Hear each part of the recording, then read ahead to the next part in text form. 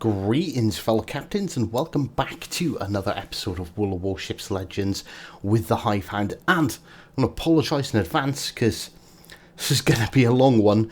So if you haven't got the time, save it, put it on your watch later list. Sit down when you've got time to relax with a cup of tea, or it's not really a video, so maybe you want to plug some headphones and listen to it on your way to work, or I don't know, sitting in the bath or whatever.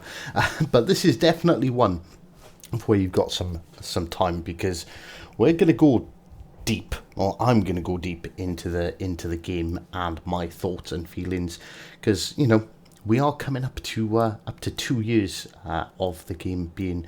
Well, the game has been released for over 2 years on early access, but the official release, I believe, is the 16th of August. So we're not too far off. We've had our 2-year strong event, so it's time to address the state of the game. And so let's start off at the core, shall we? At the very heart of the game, which is the ships. And in all fairness, I think we've got a pretty wide variety of ships and playstyles available.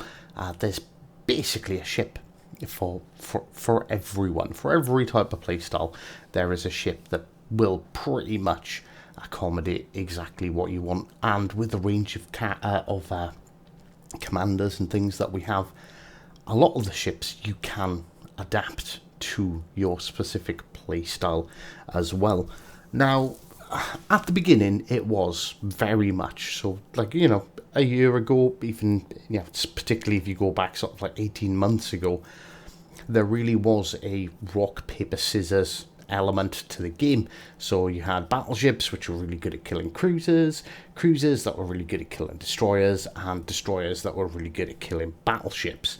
But the game has definitely evolved since its release, and it's definitely a bit more of a rock, paper, scissors, lizard, Spock situation, with obviously the carriers being introduced, and then you've got the HE meta, where there are a variety of cruisers whose main focus now seems to be battleships, which is counterproductive. They're killing what's meant to kill them.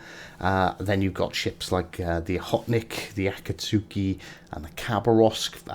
That's 3 destroyers whose main targets really are cruisers. They're exceptionally good at killing cruisers. So they're not really playing their traditional roles. The game is... It's getting complex, essentially, is what I'm trying to get at. It is not the simple game that we started off with, which part of me thinks it's great. Well, it is. It's fantastic for me, and probably most of you guys out there who understand the mechanic, starting to learn, or at least have a good fundamental understanding of the mechanics and what's good at killing what, etc. But for new players, it's got to hurt, let's be honest. I want to talk, well, we'll stick with ships for the moment, with premium ships. Now, I'm going to start off with, basically, it's sort of a request. I don't know if Wargaming are paying attention to the CCs. It is something that I've brought up on the Discord quite often to them, and it's how the premium ships are dispersed. There is a distinct lack of premium DDs in comparison with cruisers and battleships, and particularly at high tiers, there's only one premium tier 7 destroyer, and it's a torpedo boat. We should at least give us a premium tier 7 gunboat, but I'd like to see a more diverse range of high tier premium ships. It is definitely skewed heavily towards battleships at the moment. So we'll stick with premium ships as well for a minute. And okay, so part of me is not too mad about this, because there are some overpowered premium ships, I think. In my personal opinion, these are these are just my opinions. There are no, I'm not the arbiter of all knowledge, but I think they're starting to become an issue. But at the moment, at least, they've all been campaign ships. So they're ships that, okay, they're not all campaign ships actually when I think about it, but so for example, you've got the Wichita, the Ochakov, the Suzuya. They are just incredibly powerful ships and arguably stronger than their tier 7 tech tree equivalent, in my opinion at least. And I think that sets a bad precedent of people assuming that all premium ships are overpowered. In general, I don't think they are. I think they're usually on par, or at least, either marginally stronger or marginally weaker than their tech tree equivalents.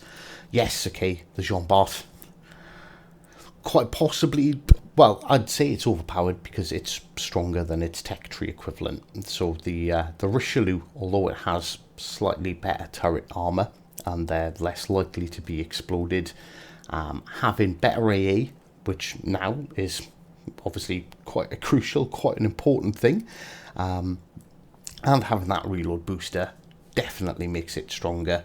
And then there's also the Lennon.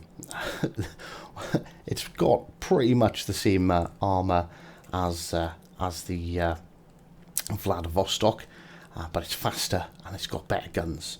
So yeah, overpowered, and it does set that precedent that all premium ships are overpowered. But at least for the majority of them, they're campaign ships, and I've not got too much of an issue with it. But I just felt like that it was definitely something that needs to be I needed to address it. If I didn't say that these ships are overpowered, and if I just said premium ships, they're pretty balanced, I think you guys would in general get pretty mad at me.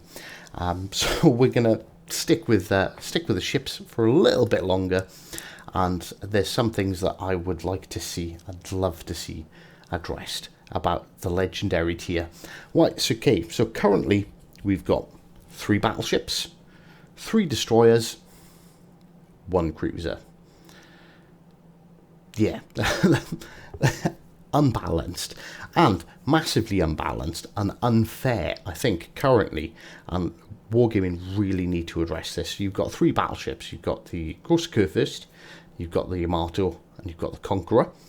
Now, they have their counters out there with the Shimakaze, the Khabarovsk, and the Girin. But what's out there to counter the DDs? The Alaska? Really? Anyone who thinks the Alaska is a counter to a DD is sadly mistaken. The Alaska is not a cruiser. It was designated as a super cruiser, and if we're entirely honest, if we can compare the Alaska to the Baltimore, and then compare the Alaska to the Hood or to the Scharnhorst, which one is it closer to? I'll leave you make up your own opinions, but for me personally, it's a battle cruiser.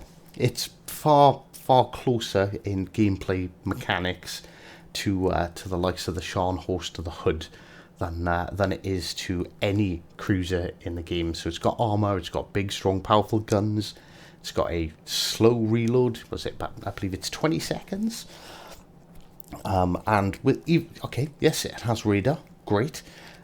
But you can only fire 2 salvos if you're ready when you fire up your sonar, and 2 salvos doesn't necessarily mean you're going to take out a destroyer. So it's definitely not a counter. So this needs to be addressed. They definitely. I'm really hoping that they start putting in some cruisers, and particularly light cruisers. So I'm British, so it's a ship I really want, so I am going to use the Minotaur as an example. So the Minotaur is a small, light cruiser with small, very fast-firing guns, and has the ability to put a radar consumable on it. So this is the kind of ship that can get into the detection range with radar of destroyers and balance them. So it's not an anti-DD sentiment, it's just I think it should be fair. It should be equal. You should be able to counter them. Yes, there's plenty of tier 7s, but when you get into legendary games, you're seeing more and more games where there's, 5, 6, 7 legendaries on each team. And when you start hitting those numbers, you really do need to have a good balance. And at the moment, the balance just isn't there. So we're gonna swiftly move on to my next segment, my next talking point, which is going to be the player base. Now, if you believe Facebook and you believe Reddit, World of Warships Legends is dying, wargaming have ruined the game, yada yada yada yada yada yada yada yada yada yada yada yada. Yeah, you get my point. There's a lot of people, for all intents and purposes, bitching and moaning about the game. Now, okay, I believe these do need to be taken with a pinch of salt, but there is a website called GameStat. So GameStat.com. So that's GAMSTAT.com, and they utilize the data from PlayStation and from Xbox. So this is something any company can do. You guys can do it, actually. You can go on your PlayStation. I'm going to use PlayStation as an example because that is my main console. I believe it's slightly different on Xbox because of their rules and restrictions, but my account's not private, so you can go on, you can put in my name, you can look up what games I've played, what trophies I've got. You can compare our trophies and our games against each other. So the data is available. It's out there. There's no personal information, but you can go on there and as an account, as the Hivehound, you can find out, information about what games I play and what trophies I have. There is an error for margin, obviously, because there is, I'm assuming, quite a number of private accounts out there. But what you can do, and what these guys have done, they've taken a sample of the player base, a large sample of the player base. I'm not saying the player base, I'm talking about PlayStation overall. And then they've looked at what games people's played, what trophies they've played, and they've put together a scientifically accurate, not to say accurate, but I've looked through all the data and how they use the data and how they come up with their numbers, and they've got a pretty accurate representation that's backed with proper mathematics to give some details on the game. So I'll be honest with you, because Xbox is different, the level of information you get from Xbox is a lot smaller, but with PlayStation it's a bit more open, so I'm going to focus on the stats for PlayStation only for this segment. And this is for everyone who's saying PlayStation, the World of Warships Legends is crap, it's dying. It's not. Right, okay, so the average user rating for World of Warships Legends on the PlayStation is 80% positive. Let's be honest, that's pretty damn good. Most people find World of Warships Legends, the ones that have voted, although there's only been 21,000 votes, but it's like who actually reviews their food from Just Eat, for example. I find it hard to believe that my local takeaway that's been open for like 10 years has only had like 500 reviews, but 500 orders, but no, not very many people can be bothered to click the button and review a game, even if it's a simple thumbs up or thumbs down situation. But overall, fairly positive. So the total player count on PlayStation as of, I apologise, this is the newest data they have, as of November 2020, is 3.2 million. That's right, so just on PlayStation, there's been 3.2 million downloads of the game. Between October and November of 2020, 120,000 new players. Yes, that's right. Just in 1 month, 120,000 new people downloaded World of Warships Legends, with a returning player base. So they've calculated returning player base based on players who have earned at least one trophy in the last month. So that's 50,000.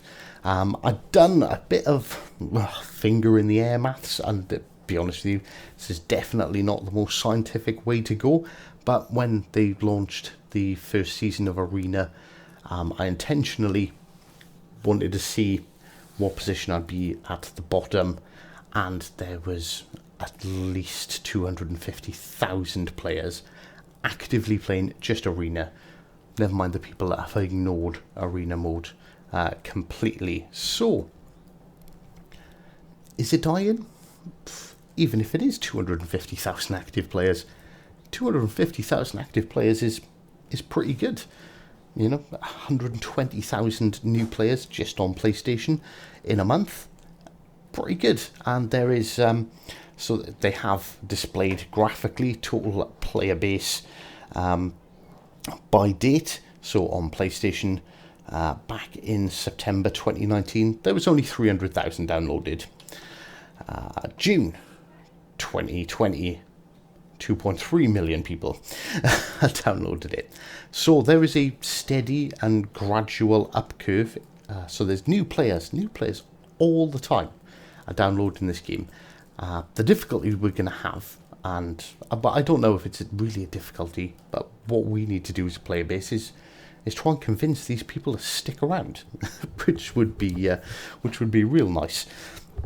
It is a game that does take a significant amount of investment.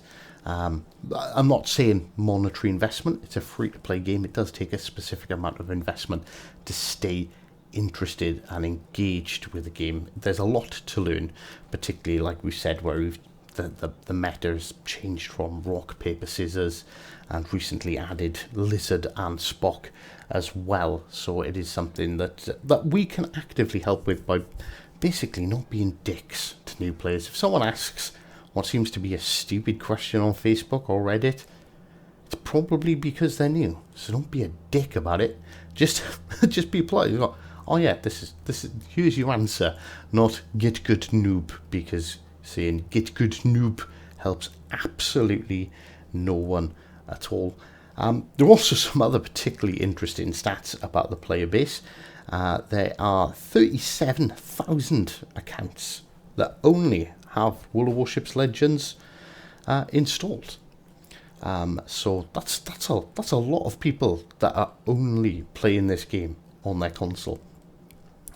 There are some basic stats available for Xbox.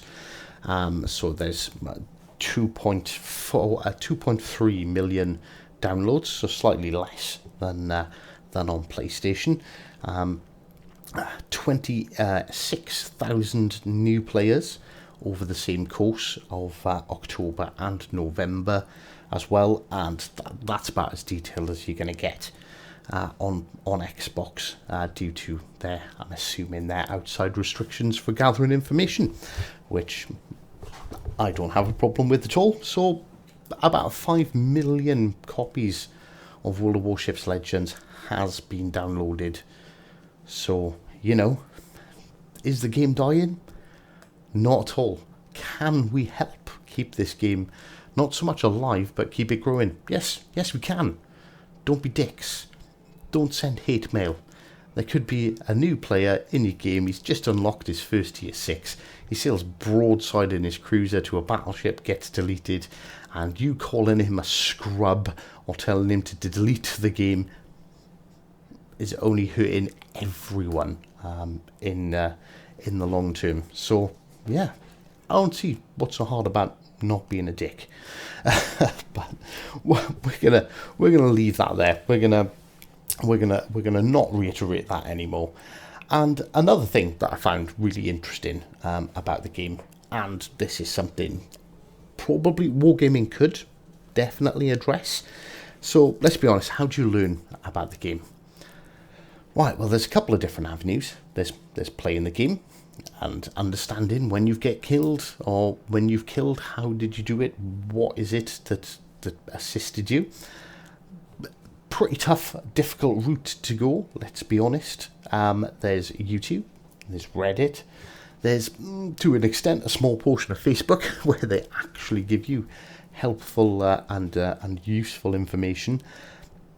But when we look at the communities we have, it's predominantly like we've got a good little Russian cohort of community contributors out there. But everyone else is predominantly English speaking. Now, why would that be a problem? Well, look at the popularity of the game by region. Right, so if we go to regions, so North America, it's 1.6% less popular than the average in the world. South Africa is basically the average population, the average amount of players come from there. Australia and New Zealand is 1.4% less popular. Middle East, 1.2% more popular. Asia, not very popular, 1.6% less. Eastern and Southern Europe, so we're talking like Greece, Croatia, Romania, the Czech Republic, Argentina, Cyprus, Slovenia, this kind of area, 2.5 times more popular in Eastern and Southern Europe than anywhere else in the world. By far the biggest region, and besides Russian, absolutely no CCs available for them. So there's a huge percentage of the player base that basically don't have anyone making content for them. Western and Northern Europe is about the worldwide average as well. Central and Southern America is 1.4 times more popular. North America, so this is including the United States, 1.6% less popular than everywhere else in the world. So so if you're from if you're from Middle or Eastern Europe, Western Europe, Eastern or Southern Europe, sorry, and you enjoy the game, please start making content. It's the most popular. The game is by far more popular in your regions. So get out there, start making some content, and I'm sure you will grow massively, and also really help the general player base out. Ukraine, Greece, Croatia, Romania, Slovenia, Slovakia, Hungary are by far the most popular regions. So if you can speak those languages, start making content in those languages, because I'm sure you're going to do great and you can help us all out massively. So I think that covers the player base pretty well. So I'm going to move on to stats, another contentious topic, particularly on Facebook. I find myself getting into some. Have in the past got myself into some heated debates about stats, but let's be honest with you, none of it really matters. HIPAA V5 Tier 7 or VII HIPAA done a pretty extensive video on it, from just looking at the stats that are available to us on screen. He also done a video on how you can download your stats and look at all the different bits and bobs, and that turned into a bit of a war with HiCal about stats, which, let's be honest, I'm not going to get into. I don't want to make any comments, but essentially what I'd really like to see is it easily. But do I want to see it? I don't know. Like, what's the point in stats? It's a casual game. At the moment, there is no competitive version of the game. There's no specifically competitive game modes. You could say Arena and Ranked are competitive, but let's be honest, they're just a grind fest. The pair of them, anyone can reach rank 1. Anyone can get into the top 1% if they just put in enough time and enough effort. So there really isn't. Yes, there is. You can get a general feel for what ships are best suited to you, but let's be honest, it just ends up turning into a bit of a dick measuring contest when stats are freely available, and all you're going to do is go, well, I'm better than you, so shut up. It doesn't matter how good anyone is. Everyone's, I can learn. Like my stats, are pretty good. I'm above average, and I don't want to go into depth or any detail of it. But that does not mean that I can't learn from someone who's just started playing the game and has figured, if you do this, or if you use this particular commander on this particular ship, it seems to work really well. Yeah. I guess it goes back to my how to get good on the first video in the series. There are more coming. I'm going to be working on them straight after I finish working on this video. That it's all about mindset, and just because you're good doesn't mean you can't learn. And having stats readily available is just going to make anyone with an ego is just going to become a bit more of a dick about it. So I don't know. Part of me wants to see more stats because, one, it'll shut a lot of people up. It'll shut up the people that are, I'm better than you, will prove it. But without a proper competitive game mode, it's not really relevant. Which actually takes me on swiftly to our next talking point, my next topic, which is game modes. So obviously, standard battle and AI, they've been around forever. Ranked has genuinely been a very up and down game mode for me. I enjoyed the first couple of seasons, and then, to be honest with you, for me, it got boring really, really quick. But the last two seasons where they've done the shorter, just the weekend sprints, definitely made it a lot more interesting, a lot more fun. I don't want to spend my entire week grinding out a game mode. And I say that, we'll get to that in a second. We'll mention Arena, but we're dealing with Ranked. But having that sort of quick fire battles, that makes Ranked a lot more fun, a lot more interesting. It's something that you can do in a couple of hours, and particularly if you're divisioned with other players, you can get through it really, really quickly, and it makes it a lot more exciting, a lot more interesting. But then we go to Arena. Now, the first season of Arena, it was a grind. It was a colossal grind if you wanted to get into the top 1%, which, I'll be honest, I missed out. I got cocky. I was like, yeah, that's enough points. It'll be fine.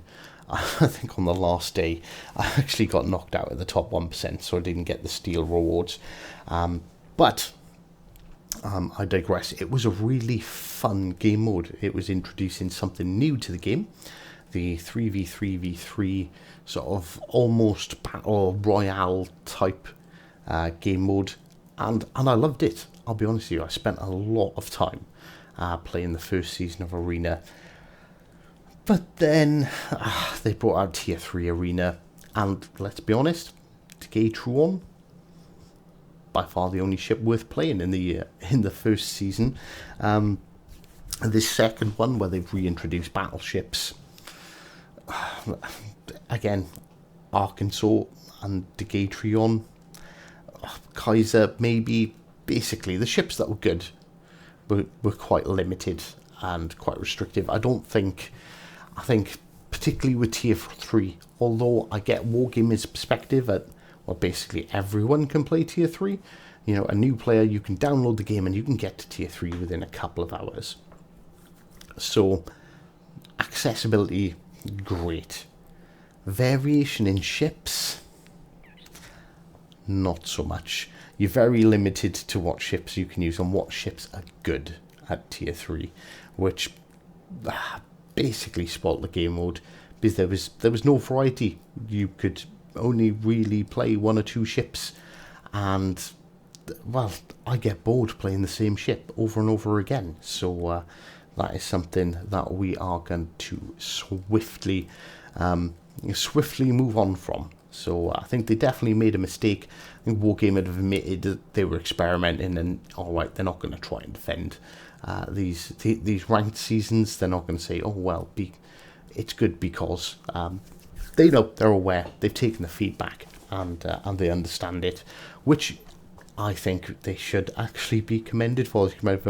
Yeah, it's absolutely fine to try it. If it doesn't work, doesn't work. Don't do it again.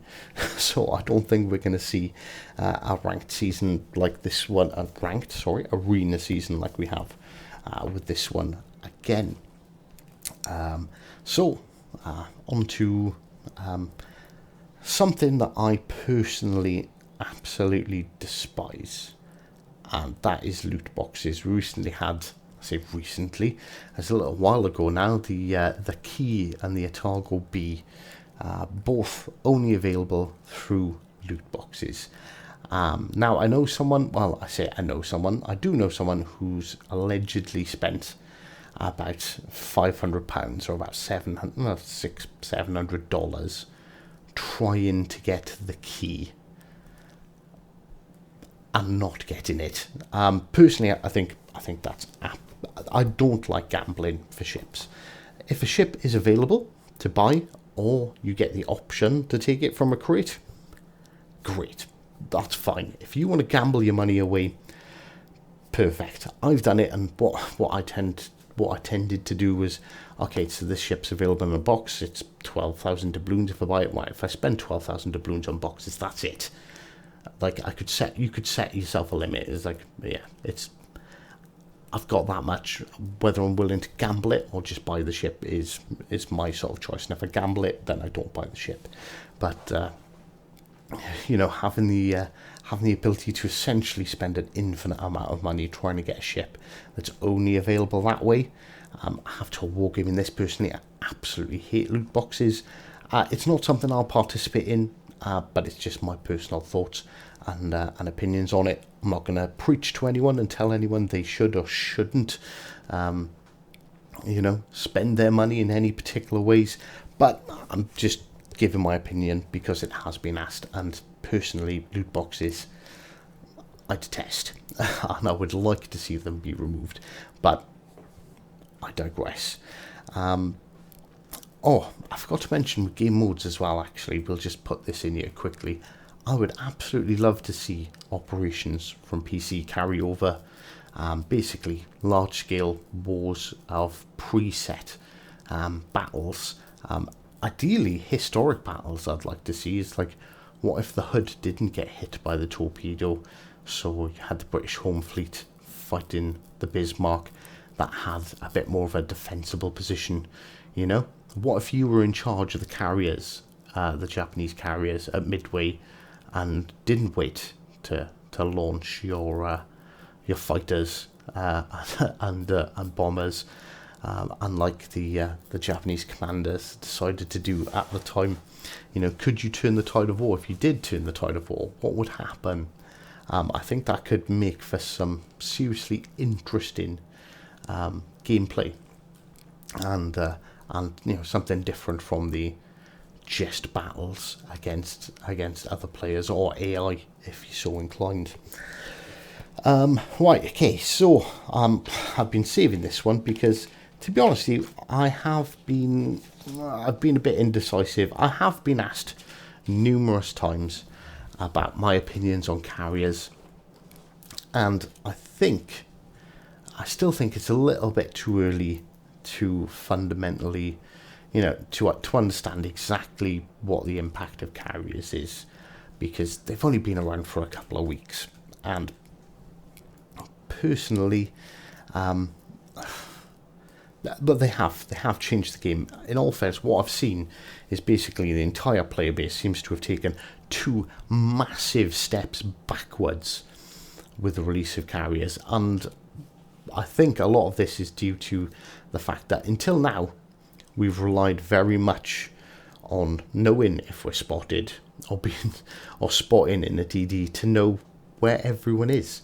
And usually if you've been spotted, that used to mean there was someone aiming at you, whereas now being spotted is just the new normal. There's planes whizzing around the map everywhere all the time, so being spotted is not the be-all and end-all. But there is what you're getting is the lemming train, the whole black hole defense, where everyone thinks if we all group up, the carrier can't get us. And the carriers aren't that big of a problem. I do think there is definitely an issue with carriers where basically you're guaranteed your first strike. So if you've got torpedo bombers or you've got HE dive bombers, that first strike is pretty much guaranteed, unless you're incredibly stupid and decide to attack something after passing over 4 other ships. The second strike is you're usually losing 1, 2 or all of your planes, but that initial attack run is pretty much guaranteed. And that should not be the case. If I have got a fighter consumable and I launch my fighters, they should intercept them and take them out. You know, I've got a 1.5 minute, 2 minute cooldown before I can use them again. Plenty of time for the carrier to get another strike in, but that initial strike should never happen when you've got fighters up. I think the AA is too weak, even on things like Jean Bart, which have like the best AA rating in the game.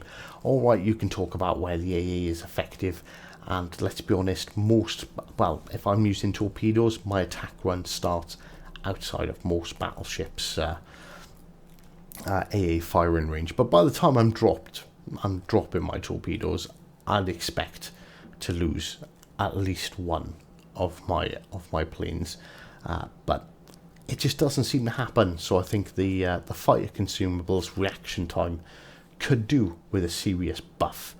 I should put those fighters out and they should be like torpedo bombers, and they should make a beeline, not draw around a massive circle and go, oh look, oh our ship's just been torpedoed, maybe we should mop up. Although mopping up does have its advantage later game when the carrier starts losing more and more planes and sending up, you know, not full squadrons. But you know, I think AA needs to be buffed a little bit. It needs to be fixed. Like if I'm sitting there in a Baltimore or a Cleveland or an Edinburgh, like a carrier shouldn't be able to drop me with a full squadron. They should definitely take a hit in, and that's just something you don't see. That first drop is pretty much that first strike. You know, you get 2 drops from a squadron. That first one is guaranteed, and I don't think that should be the case. I think there should definitely be a bit of a hurting going on there. But yeah, I don't know. I think it's still too early. I think people really do need to get over the fact that, you know, oh no, I'm spotted, I must hide behind a rock, because that just creates these lemming trains. And what happens is the team that takes advantage of the other team lemming training is the team that wins. It's usually in an absolutely spectacular fashion as well, whereas you've got, you know, 7 to 9 ships left on your enemy team as you're taking out the final enemy ship, and it all spurs for. And it happens so much. I'm actually getting a bit annoyed with the fact that you'll start a game and you will literally just see your whole team within seconds all turn, all point the same directions, leave their flanks exposed, and you're essentially then just waiting for the crossfire. And anyone who knows anything about the game understands that a crossfire means the end of your team. So I think that's all I've got to say on this topic at the moment. I'll gladly do an updated video based off of your comments. I do always pay attention to the comments, so if you've got something to say and you want to join in this little discussion, just go below, type in the comments section, and we'll have a chat there. So thank you very much for everyone who stopped by. I do hope that you enjoyed this video on my personal thoughts and opinions on the state of the game. And as always, until next time, take care.